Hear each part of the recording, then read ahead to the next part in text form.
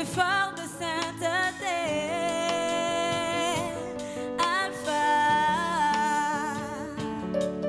yeah, l'auteur de l'histoire de nos vies. Oh, Alpha, mon Seigneur, tu sais comment commencer une histoire jamais imaginée. Alpha, Oméga, Alpha, Oméga, le Dieu de tout temps, qui conduit mes pas, Alpha, Oméga, Alpha, Oméga, Alpha, Oméga.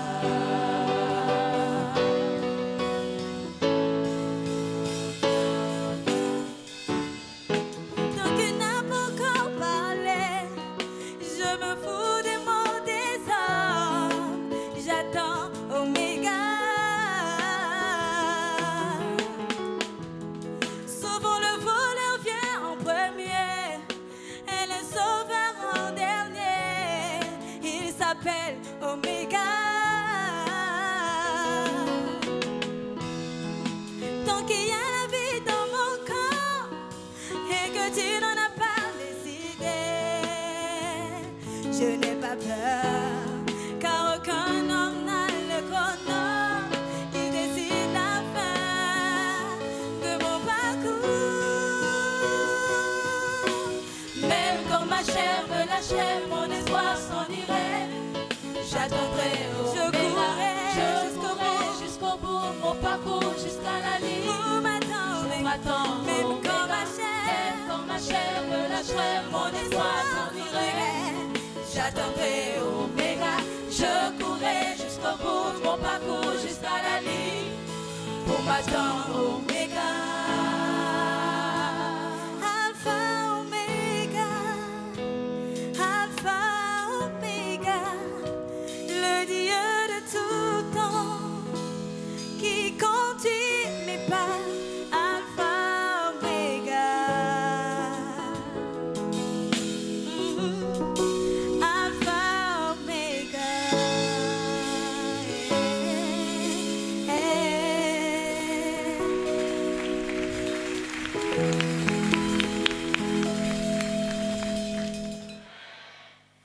Aujourd'hui est un jour de fête.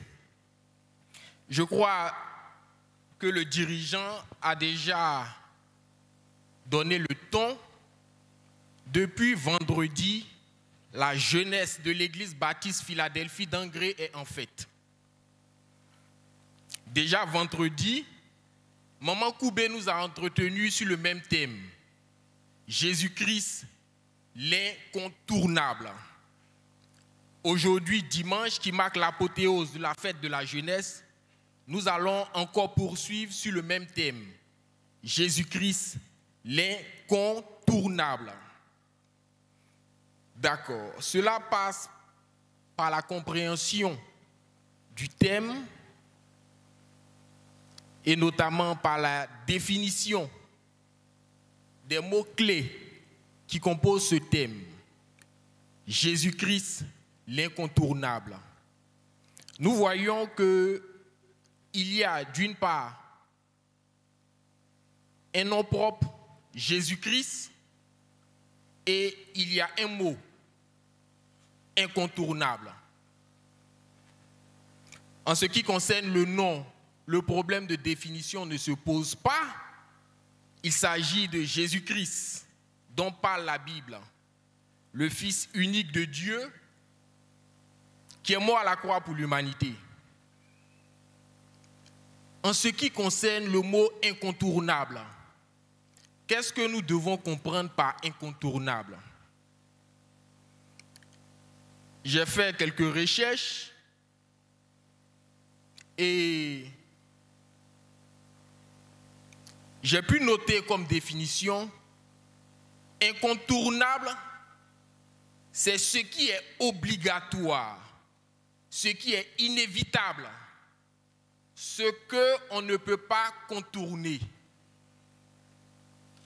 Incontournable se définit comme ce qui est obligatoire, ce qui est inévitable, ce que l'on ne peut pas contourner.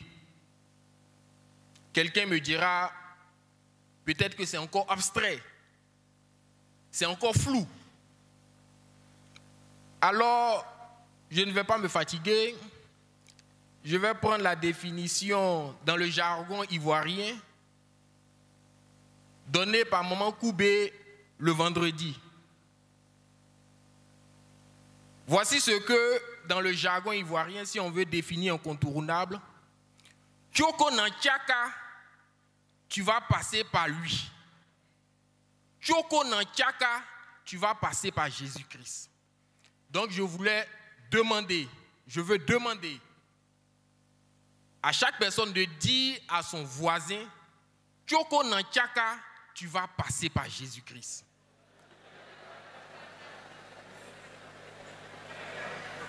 Amen. Donc la reformulation de notre message ou de notre thème, Jésus-Christ, le passage obligatoire. C'est vrai qu'ensemble, on peut trouver plusieurs points autour desquels Jésus-Christ est incontournable. Mais dans le cadre du message qui vous sera livré, nous n'allons retenir que 2 points. Le premier point, Jésus-Christ, incontournable pour le salut de notre âme. Jésus-Christ, incontournable pour le salut de notre âme. C'est la première partie de mon message. Et la deuxième partie, Jésus-Christ, l'incontournable pour une vie abondante. Jésus-Christ, l'incontournable pour une vie abondante. Est-ce qu'on m'entend bien au fond de la salle? Merci. Alors, la première partie de notre thème, nous avons dit que c'est Jésus-Christ, l'incontournable pour le salut de notre âme. Dans cette première partie, salut, notre âme, ce sont des notions spirituelles. Alors, pour que nous ayons tous une compréhension exacte, unique du thème, nous allons définir c'est quoi le salut. Pourquoi on dit que pour avoir le salut, Tchoko Nantiaka, tu vas passer par Jésus. Le salut, c'est quoi? Je me suis encore employé à la recherche et je suis parti sur Wikipédia qui a pu me donner une définition du salut. Le salut se définit comme un don de Dieu aux croyants. Le salut se définit comme un don qui vient de Dieu à celui qui croit. Alors, celui qui possède le salut, voici ce qui le caractérise maintenant. Il est délivré du péché, il est délivré de la condamnation éternelle, c'est-à-dire l'enfer, et il bénéficie d'une relation avec Dieu, lui donnant ainsi un accès au paradis. C'est un peu rapide. Le salut, c'est un don qui vient de Dieu, et celui qui possède le salut, c'est-à-dire le croyant, est délivré du péché, est délivré de la condamnation éternelle, c'est-à-dire l'enfer, et le croyant bénéficie ainsi d'une relation avec Dieu et d'un accès au paradis. C'est-à-dire, après la mort physique, tu vas au paradis. Donc la finalité de celui qui aura cru ira au paradis. Effectivement, la Bible nous dit que après la mort physique, il y a l'éternité, le lieu où nous passerons l'éternité. D'une part, le paradis, d'autre part, l'enfer. Jésus-Christ, l'incontournable pour le salut de notre âme. quels sont les passages qui soutiennent l'affirmation de notre première partie, nous allons prendre nos Bibles, Jean chapitre 14, verset 6.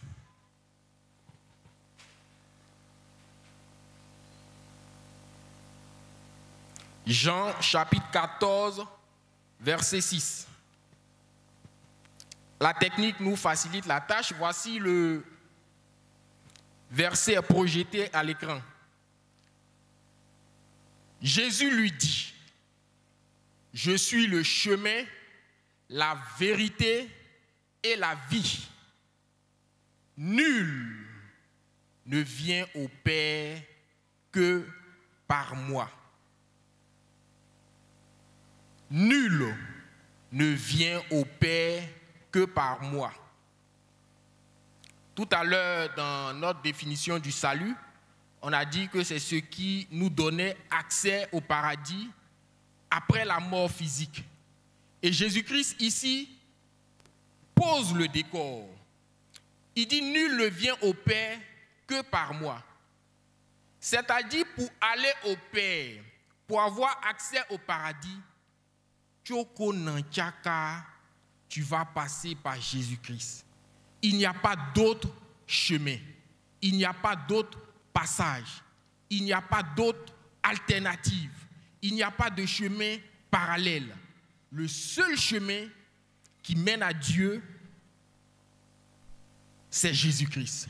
Nul ne vient au Père que par moi. Ce passage est clair. Il n'a même pas besoin d'interprétation.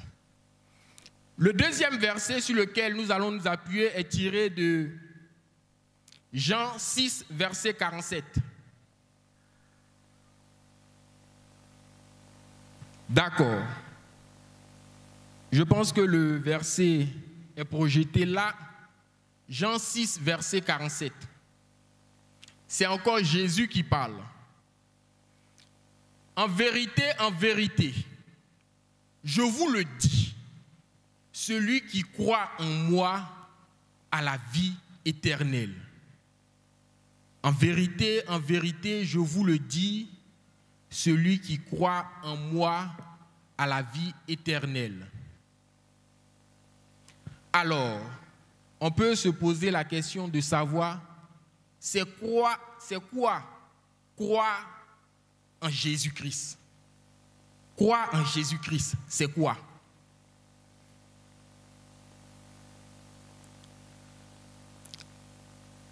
Croire en Jésus-Christ, c'est d'abord considérer sa nature de pécheur, savoir que nous sommes pécheurs. La Bible même dit que le cœur de l'enfant est mauvais dès son enfance. Donc tous ici nous sommes des pécheurs. Lorsque on considère notre nature pécheresse, séparée de Dieu, alors il faut ensuite considérer en nous-mêmes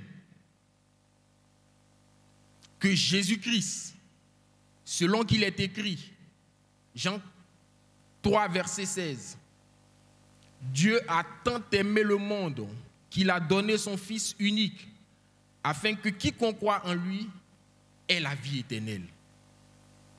Il faut accepter le sacrifice de Jésus-Christ à la croix pour dire que Jésus est mort à la croix pour moi aussi. En le faisant, il y a comme un transfert de casier judiciaire. On est tous pécheurs, nous avons tous des péchés, mais Jésus qui est mort à la croix pour l'humanité n'a pas de péché. Donc si j'accepte de croire que le sacrifice de Jésus à la croix est aussi un sacrifice qui a été fait pour moi, que j'accepte ce sacrifice-là, mes péchés, je les donne à Jésus-Christ, je suis désormais sans péché. C'est pourquoi il est écrit, le châtiment qui nous donne la paix est retombé sur lui. La conséquence, c'est la vie éternelle. Celui qui croit en moi a la vie éternelle. Voici, je dirais de façon méthodique, ce que signifie croire en Dieu. Et quand tu acceptes de croire en Dieu, ce vers quoi maintenant nous allons arriver, tu prends une décision. Tu prends une décision. La décision d'accepter Jésus-Christ comme son Seigneur et son Sauveur personnel. C'est une décision que tout homme devra un jour, tôt ou tard, prendre. En tout cas, si tu veux voir demain le Père, il faut accepter Jésus-Christ.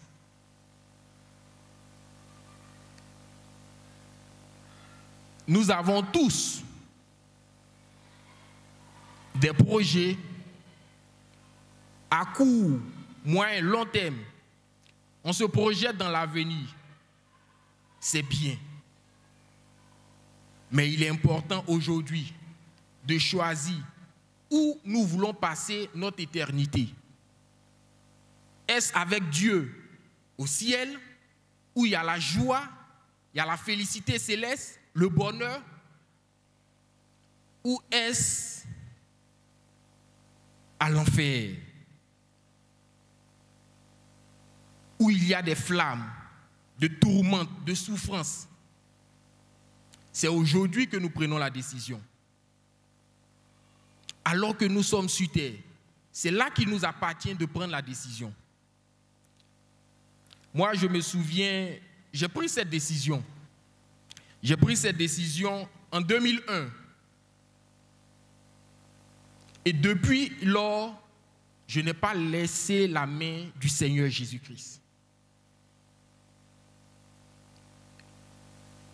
La Bible dit, jeune, réjouis-toi de ta jeunesse, mais sache qu'un jour, tu comparaîtras devant Dieu. J'imagine ce jour-là, devant le tribunal de Dieu. Si tu n'as pas Jésus-Christ comme avocat pour venir dire devant ce tribunal céleste-là, celui-là, il a cru en moi.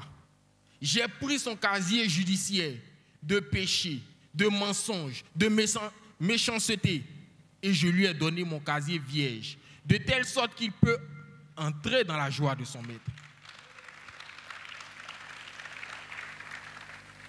Pour que Jésus-Christ soit ton avocat ce jour-là, il t'appartient aujourd'hui de prendre une décision.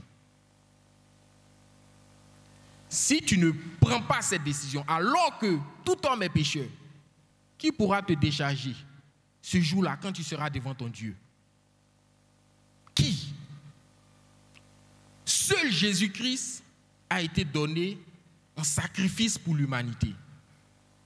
Peut-être que certaines personnes me diront, non, je veux profiter encore de ma jeunesse.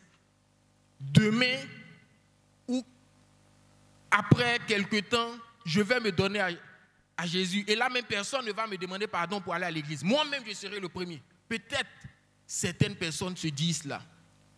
D'autres se disent, ah, actuellement, je suis en train de finir un truc là. Il faut que je finisse ça d'abord avant de dire oui à Jésus. Sinon, il va venir gâter mon business. Parce que mon business là, c'est pas trop réglo. Donc, je finis ça et puis je pourrai dire oui à Jésus-Christ. Comme ça, je sais que si je meurs demain aussi, j'irai dans la félicité céleste. Mais je veux dire aux uns et aux autres, à tous ceux qui se tiennent ici présentement, que la frontière vers l'éternité n'est jamais loin.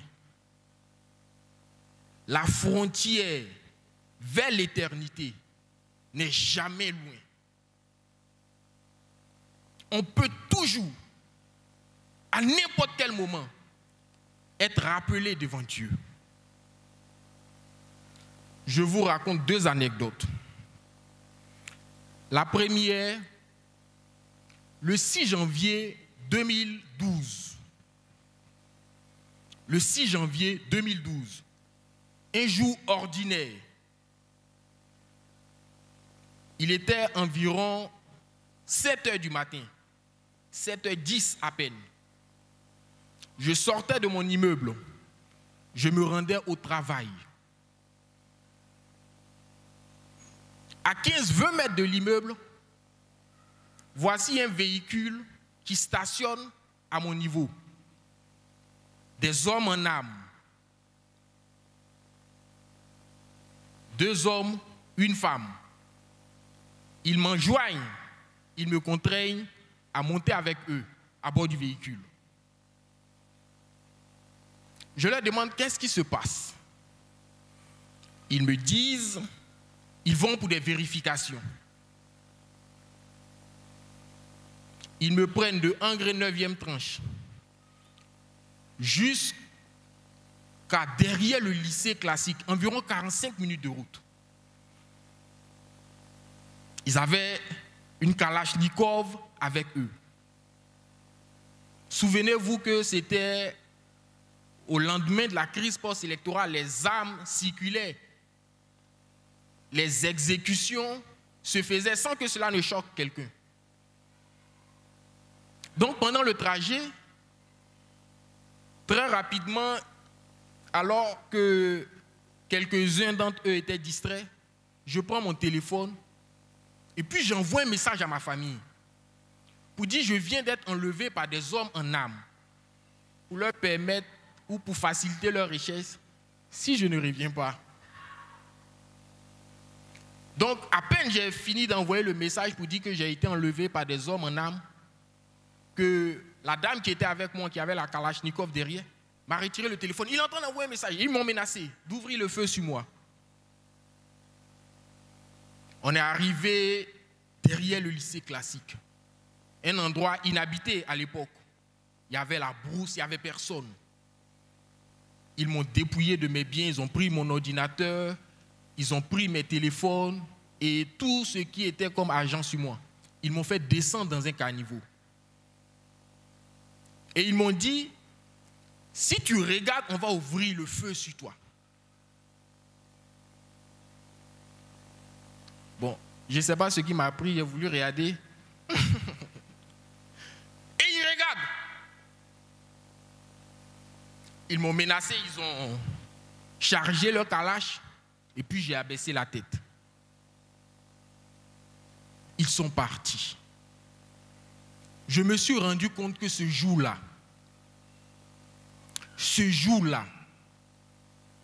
j'aurais pu trépasser.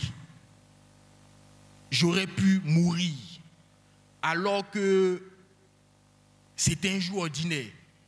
Rien ne présageait que j'allais être enlevé. Pendant le trajet, j'étais en train même de dire que mais Seigneur, pourquoi tu permets cela? J'ai prié ce matin, avant de sortir. Mais aussi, pendant ce trajet, j'ai fait ce que je croyais être la dernière prière. J'ai prié avec le psaume 23, croyant que c'était la dernière prière. Mais j'avais cette assurance-là, que même si ils arrivaient à m'enlever ma vie physique, je serai ce même jour auprès de mon Père parce que j'avais dit oui à Jésus-Christ.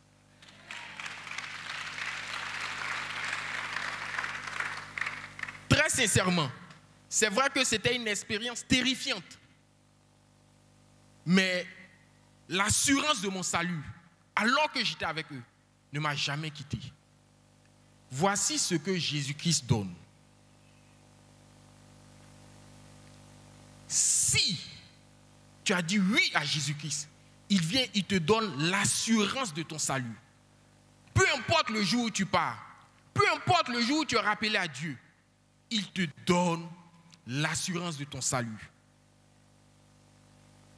La deuxième anecdote, qui est moins heureuse,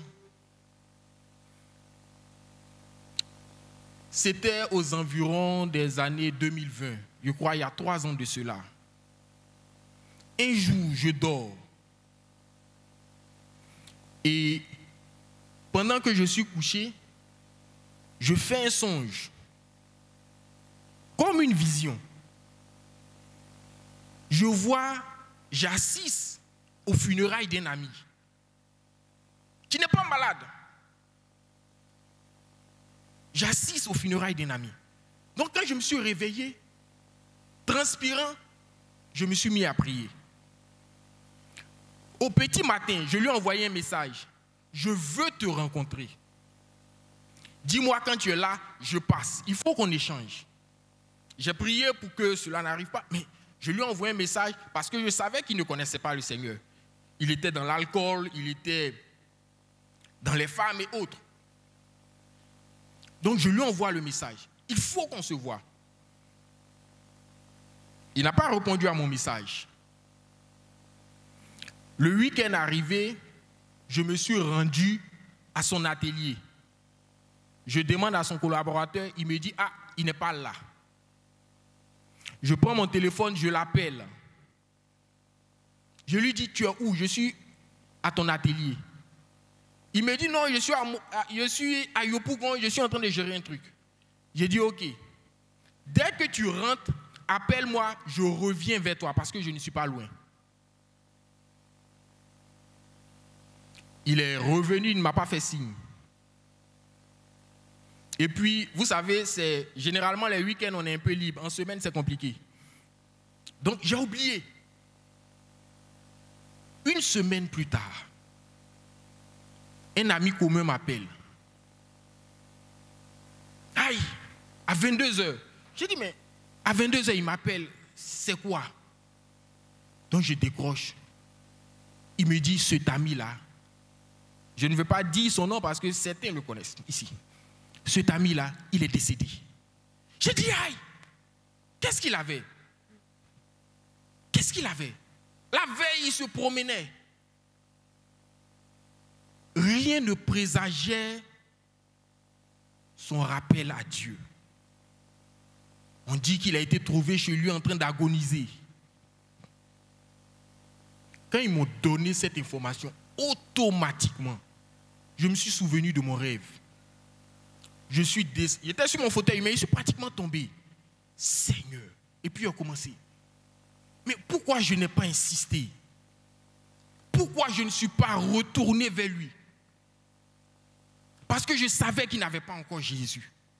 Pourquoi? Et puis je partageais cela avec ma soeur qui m'a dit, il ne faut pas culpabiliser. Ce que tu pouvais faire, tu l'as fait. Tu lui as envoyé un message, tu l'as appelé, tu l'as relancé. Ceci pour dire que la frontière vers l'éternité n'est jamais très éloignée. Nous tous, on a des projets lointains. Sur 5 ans, sur 10 ans. Mais la souveraineté de Dieu est telle que du jour au lendemain, tu peux partir. C'est pourquoi, alors que tu es assis là, et d'ailleurs, je ne pense pas que ce soit un hasard, il t'appartient aujourd'hui de faire la paix avec Dieu. Pour que demain, si tu es rappelé si tôt, tu n'aies pas peur de comparaître devant le tribunal de Dieu. Oh Dieu, j'ai accepté Jésus-Christ. Il m'a déchargé de mes péchés. Mon fils, entre dans la félicité céleste. Mais si tu n'as pas pris cette décision, alors que tu es encore sur la terre, laisse-moi te dire, l'enfer n'est pas un endroit beau à connaître. Je crois que la parole de Dieu est la vérité. Et la Bible décrit l'enfer comme un lieu de tourmente, où il n'y a ni repos, où il y a souffrance. L'amour de Dieu pour toi a déjà été révélé par le sacrifice de Jésus à la croix. Il t'appartient à toi aujourd'hui d'accepter cette occasion. Tout à l'heure, nous allons sortir. Personne ne sait s'il aura encore cette chance, s'il n'a pas encore fait la paix avec Dieu. C'est pourquoi je veux très rapidement lancer un appel. Si quelqu'un n'a pas encore fait la paix avec Jésus-Christ, il lui appartient aujourd'hui. Alors que nous ne maîtrisons pas demain, ce que enfantera demain. Si quelqu'un n'a pas encore pris cette décision, c'est une décision que tout le monde prend. Le refus, c'est une décision. L'acceptation, c'est une décision. Mais les conséquences sont diverses. Moi, j'ai accepté de prendre cette décision-là en 2001. J'étais très jeune, j'étais en classe de 5e. Pour beaucoup, j'étais un comédien. Mais cette décision a changé le cours des choses dans ma vie. C'est pourquoi je veux lancer cet appel. Le temps qui m'est imparti est court. Si quelqu'un entend ce message, il sait qu'il n'a pas encore pris cette décision d'accepter Jésus-Christ. J'ai défini tout à l'heure, c'est quoi accepter Jésus-Christ? Reconnaître sa nature de pécheur. Accepter que Jésus est mort à la croix pour moi aussi. Et l'accepter, accepter de le suivre comme Seigneur et Sauveur.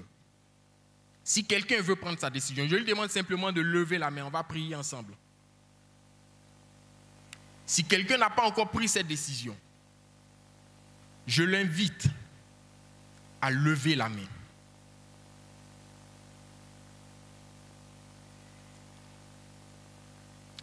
Dieu ne nous forcera jamais la main.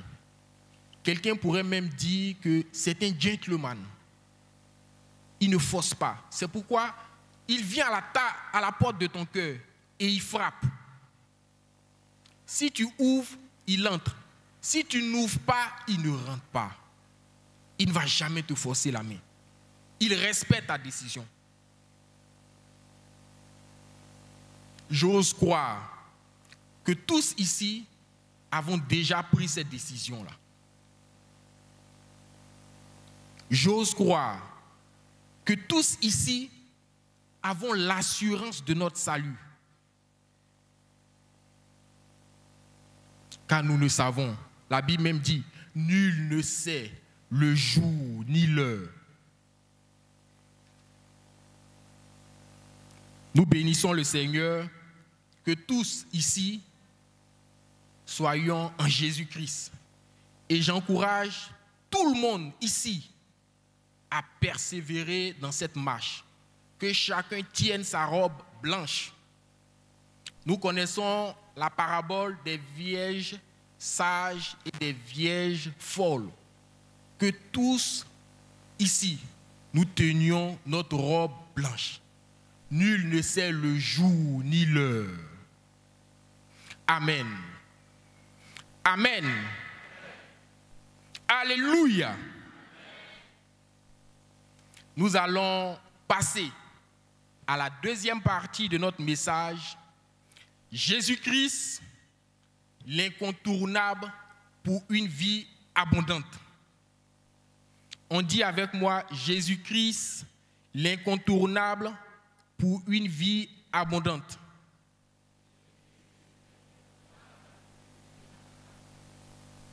On a déjà défini incontournable. Tu vas passer par lui. Et également, pour avoir cette vie abondante, tu devras nécessairement passer par Jésus-Christ.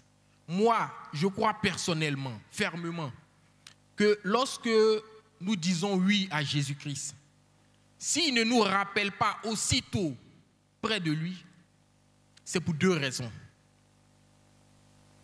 Première raison, il nous a laissé ici-bas une mission. Deuxième raison, il nous a également laissé un héritage à posséder. Les deux raisons pour lesquelles, après avoir dit oui à Jésus-Christ et que nous sommes sauvés, une mission à poursuivre, un héritage à posséder. Je vais vous donner cette image qui m'est venue alors que je préparais le message. Nous voyons les smartphones, les téléphones Android, ce qu'on appelle téléphones intelligents.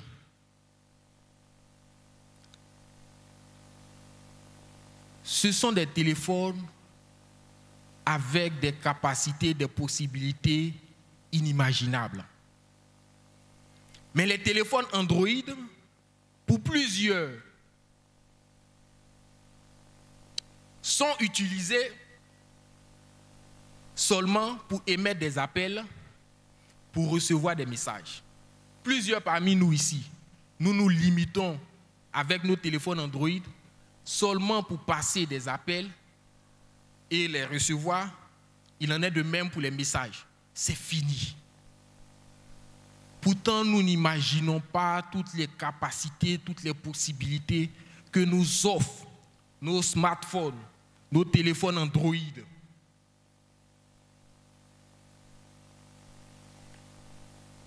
Les téléphones Android permettent, par exemple, la géolocalisation. Ce n'est plus un secret maintenant pour quelqu'un.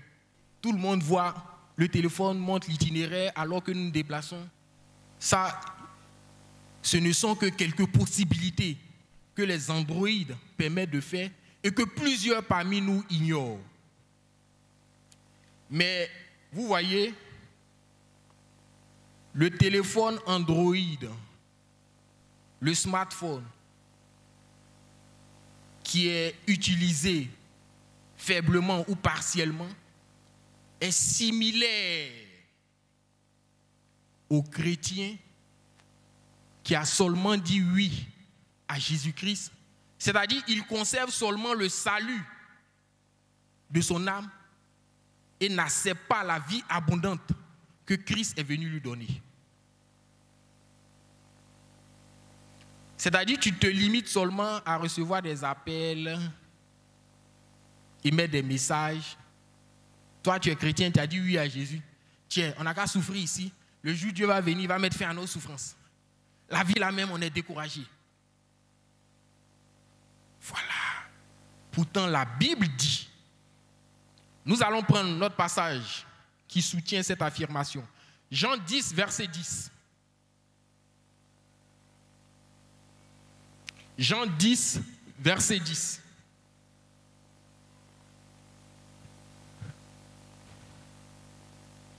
Le passage est projeté. Je vous donne lecture. Le voleur ne vient que pour dérober, égorger et détruire. Moi, c'est Jésus-Christ qui parle. Je suis venu afin que les brebis aient la vie et qu'elles soient dans l'abondance. Je suis venu afin que les brebis aient la vie et qu'elles soient dans l'abondance. C'est Jésus qui est venu donner cette vie abondante.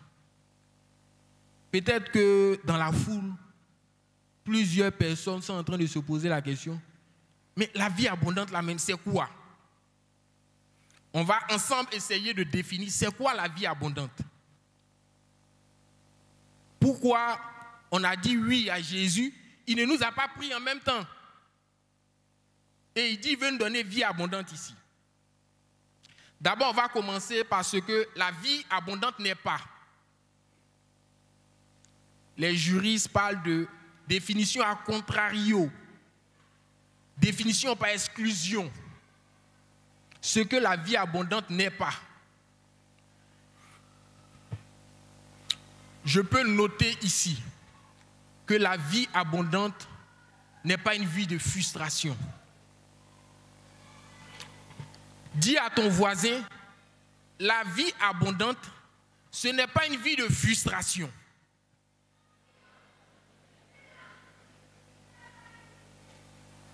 Ce n'est pas une vie où vous n'expérimentez pas les promesses de Dieu. Ce n'est pas non plus une vie de malheur. Ce n'est pas non plus une vie d'impuissance. Ce n'est pas ça la vie abondante que Christ est venu nous donner. Ce n'est pas une vie de malheur, ce n'est pas une vie d'impuissance, parce qu'il est écrit, et Dieu parle, j'ai pour vous des projets de paix et de bonheur, non de malheur. Donc, si actuellement, la frustration c'est quoi?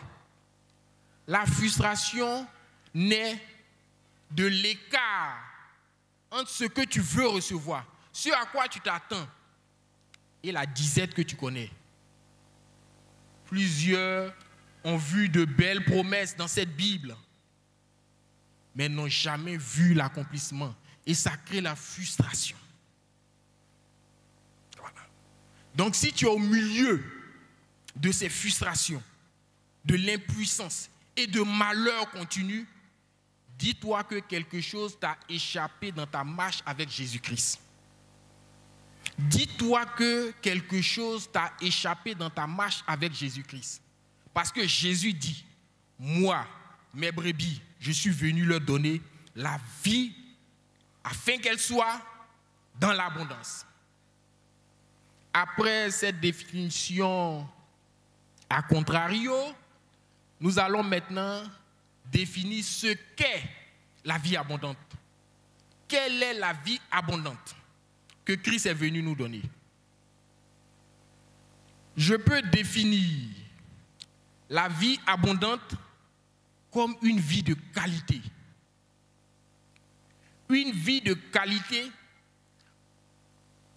marquée par la paix de Dieu, la paix du cœur et une vie à l'abri du manque, à l'abri du besoin. Voici ma définition de la vie abondante. C'est une qualité de vie que Christ est venu nous donner. Mais cette qualité de vie a des traits caractéristiques. Tu connais la paix de Dieu. Tu as la paix du cœur. Et tu as l'abri du besoin. Chacun peut faire son introspection. Est-ce que c'est cette vie que je vis? Dans la vie abondante, nous ne subissons pas la vie.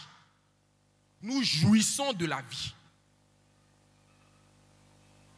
Dans la vie abondante, nous ne subissons pas la vie. Je vous avoue que parfois les choses sont tellement difficiles que plusieurs prient pour être enlevés. Mais ce n'est pas ce que Christ est venu nous donner. Avec Christ, nous jouissons de la vie. Nous apprécions la qualité de vie. Et nous possédons notre héritage, tel qu'annoncé par la Bible. Vous voyez, ce n'est pas vainement que la Bible est libellée en 2 testaments. L'Ancien Testament, le Nouveau Testament. Ça porte tout son sens. C'est notre héritage. Donc, Christ nous appelle à posséder un héritage, mais aussi à communiquer à travers une vie d'impact la vie autour de nous.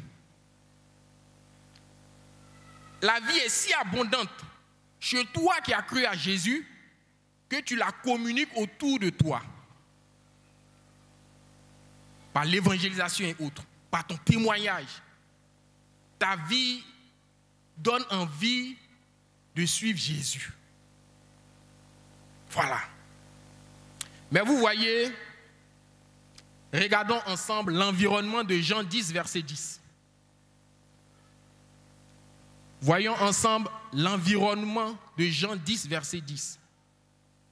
Jésus dit, le voleur vient pour voler, détruire, égorger, détruire. Donc cette qualité de vie se trouve autour du voleur, autour de la mort, de la destruction. Et Psaume 91 même renchérit pour dire, nous sommes dans un monde où il y a les terreurs de la nuit, où il y a les flèches qui volent le jour, où il y a la contagion qui frappe en plein midi. Voici l'environnement dans lequel Jésus-Christ vient nous donner une vie abondante. Mon temps est presque arrivé, donc je vais accélérer. Voici l'environnement dans lequel Jésus-Christ nous donne ou nous offre cette vie abondante. Nous sommes africains. Nous connaissons dans nos milieux de travail comment, pour des questions de positionnement, pour des questions de concurrence, les gens se lancent des sorts, la méchanceté. Alors, comment posséder cette vie abondante? Nous allons prendre le passage de Ésaïe 42, verset 21 et verset 22, qui nous donne quelques clés. Ésaïe 42, verset 21, verset 22. Verset 21, il est dit: Dieu a voulu, pour le bonheur d'Israël, publier une loi grande et magnifique. Et pourtant, c'est un peu pillé, dépouillé. On les a tous enchernés dans des cavernes, plongés dans des cachots. Ils ont été mis au pillage et personne qui les délivre. Dépouillés et personne qui dit restitue. L'environnement dans lequel nous sommes et pourtant dans lequel nous devons posséder notre héritage. Pour posséder cette clé, il ne faut pas aborder uniquement la vie sur le plan physique. Il faut aussi être des hommes spirituels. Autrement, vous connaîtrez frustration. Il faut être des personnes spirituelles. La première des choses à connaître ici, nous sommes dans les clés pour posséder cette vie abondante. La première des choses, c'est de connaître la loi magnifique publiée par Dieu. Dieu nous informe au verset 21 qu'il a publié une loi grande et magnifique. Vous voyez, dans la vie de tous les jours, lorsque un père a plusieurs enfants et qu'il laisse un héritage, les enfants se battent pour aller connaître les dispositions du testament, pour aller connaître ce que dit le testament. Est-ce que je suis héritier? Est-ce que j'ai été pris dans le testament? Qu'est-ce qui me revient? Voici autant de questions auxquelles recherchent ou auxquelles sont poussés les héritiers. Mais Dieu nous a donné une loi magnifique. Parmi nous, plusieurs ignorent les dispositions de ce testament que Dieu nous a laissé.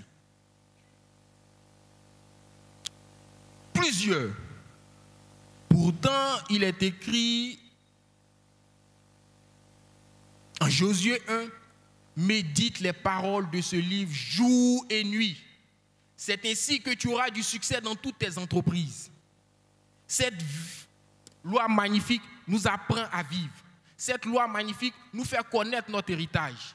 Cette loi magnifique nous apprend à savoir quelles sont les merveilles que nous sommes en droit d'attendre, de nous attendre en tant qu'enfants de Dieu. Cette loi magnifique nous sert également d'arme spirituelle dans le combat. Plusieurs tombent dans la dépression. Parfois, à cause des mensonges de l'ennemi. L'ennemi vient. Mais toi, tu n'es pas jolie. Hein. Mais toi, tu as échoué. Hein. Mais toi, tu as manqué ta vie. La manière de combattre ces mensonges de l'ennemi, c'est à partir de ce que la Bible dit. Dieu a dit que nous sommes une créature si merveilleuse. Et Jésus-Christ, lorsqu'il a été attaqué dans le désert, face aux attaques multiples de l'ennemi, il disait toujours, il est écrit, il est écrit, il est écrit. Il nous montrait ainsi le chemin pour résister aux assauts de l'ennemi, aux mensonges de l'ennemi. Donc il faut connaître cette loi magnifique qui a été publiée. Il faut également la proclamer. Si la prophétie tarde, écris-la, lis-la couramment, jour et nuit. Chrétien, en tant que chrétien, en tant que fils de Dieu, il nous appartient aussi de proclamer cette parole-là. Les choses qu'on veut voir, les choses qu'on souhaite recevoir, les proclamer. Ce n'est pas vainement que vous voyez parfois ceux qui sont dans les cercles bouddhistes répètent les mêmes paroles. Le pasteur en a parlé la dernière fois. Ils répètent les mêmes paroles parce qu'ils savent que ça conditionne l'environnement. Les promesses que Dieu t'a faites, tu fais quoi avec elles? Il faut les lire couramment. Deuxième et dernière clé. Le passage d'Ésaïe 42 que nous avons lu dit « Personne qui crie restitue ». Personne qui crie restitue. Alors que c'est un peu pillé, c'est un peu dépouillé. Personne qui crie restitue.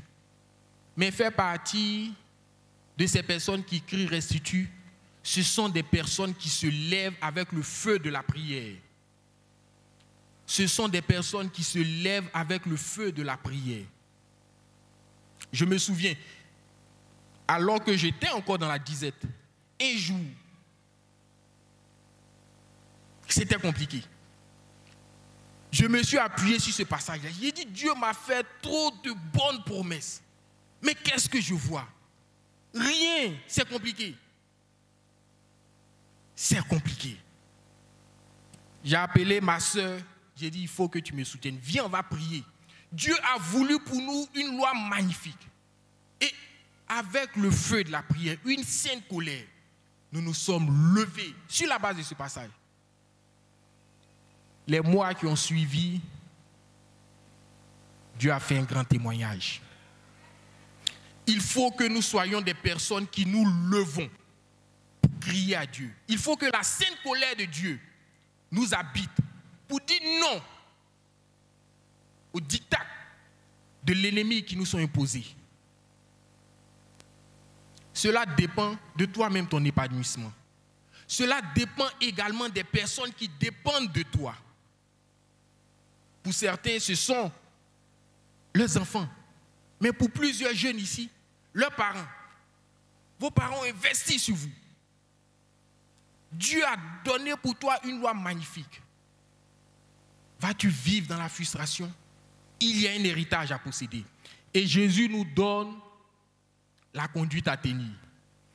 Quand nous prenons Luc, le chapitre 6, nous voyons que pour choisir, ne serait-ce que ses disciples, Jésus a prié toute la nuit. Toute la nuit pour prendre seulement une décision au petit matin. Mais combien sommes-nous aujourd'hui qui prions, qui allons chercher Dieu avant de prendre des décisions? Pour te marier, pour t'associer à quelqu'un dans un business, même pour faire venir une fille de ménage dans ta maison. Souvenons-nous qu'une vie réussie est la somme des décisions, des bonnes décisions prises. Parce que nous devenons comptables au soir de notre vie, de tous nos choix, de toutes les décisions que nous avons prises. Mais si nous ne prenons pas le soin de prier, de consulter Dieu, mais on va subir les conséquences de nos décisions et puis après, on crie après Dieu, Seigneur, il faut que tu viennes, il faut que tu viennes. Et pourtant, l'opportunité était offerte. Donc Jésus nous montre que lui-même, avant de choisir, il prie. Toute la nuit, il a prié. En Marc 1, au verset 35, on dit, on voit Jésus dévancer l'aurore chaque matin. C'était sa coutume. Avant que le jour se lève, il est en train de prier, recommandant sa journée. Les miracles, les défis, les sacrificateurs vont venir lancer. Mais à genoux, il prépare sa journée. Combien sommes-nous surpris par le réveil? Il est déjà 6h30, il faut se laver rapidement et puis on tombe dans la journée.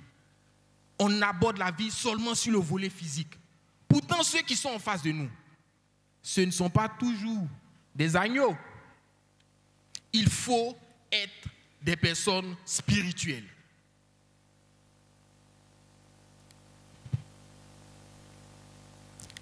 Nous allons terminer avec cette parole de Luc 18. Plusieurs peut-être ont dit, à un moment, je me suis levé. J'ai commencé à crier, mais je ne vois rien. Luc 18, verset 1 dit ceci. Jésus leur adressa une parabole pour montrer qu'il faut toujours prier. Il faut toujours prier sans se relâcher. Mais pourquoi tu es découragé? Tu n'as pas encore obtenu ce que tu veux avoir et puis c'est toi qui te décourages. Pourquoi? Donc Jésus donne ici de persévérer dans la prière jusqu'à ce que cette loi magnifique soit effective. Le verset que nous allons prendre comme conclusion est tiré de 2 Corinthiens 3, verset 18. 2 Corinthiens 3, verset 18. Nous tous qui, le visage découvert, contemplons comme dans un miroir la gloire du Seigneur, nous sommes transformés en la même image, de gloire en gloire, comme par le Seigneur. Les versets qui précèdent celui-là montrent qu'un parallèle est fait avec Moïse, qui, lorsqu'il est descendu de la montagne, après être resté 40 jours, 40 nuits dans la présence de Dieu, tellement il en avait été impacté, la Bible dit une lumière se dégageait de son visage. Tu ne peux pas aimer la présence de Dieu, demeurer dans la présence de Dieu, sans en être impacté. Et quand on voit comment Moïse était un homme de prière et de feu, Acte le décrit comme un homme qui était puissant en œuvre et en parole. Cette même chose est dite au sujet de Jésus-Christ. Il accomplissait des choses extraordinaires et il parlait avec autorité aux foules. Mais vous voyez, 2 Corinthiens 3, verset 18, nous montre que c'est un processus. Nous sommes transformés en la même image de gloire en gloire. C'est pourquoi Christ nous demande de persévérer dans cette vie de prière, de persévérer dans nos proclamations, de persévérer dans la connaissance de cette loi magnifique qui nous est publiée, de sorte à accomplir nous aussi des choses extraordinaires dans nos différents domaines d'activité. La Bible dit la création entière attend avec un ardent désir la révélation des fils de Dieu. Il faut que cette promesse s'accomplisse. Il faut que nous nous levons. Jeunesse, il faut que nous nous levons et que nous avançons dans la transformation pour être à la même image que Jésus-Christ.